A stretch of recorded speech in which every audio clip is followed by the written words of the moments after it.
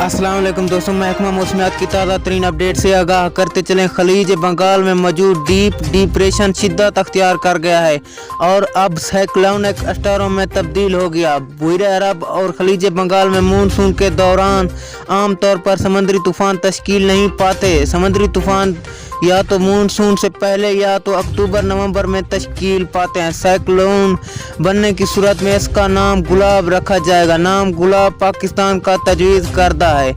आइए दोस्तों मुकम्मल तफसीलात जानते हैं, लेकिन इससे पहले वीडियो को लाइक करके चैनल को सब्सक्राइब कर दें।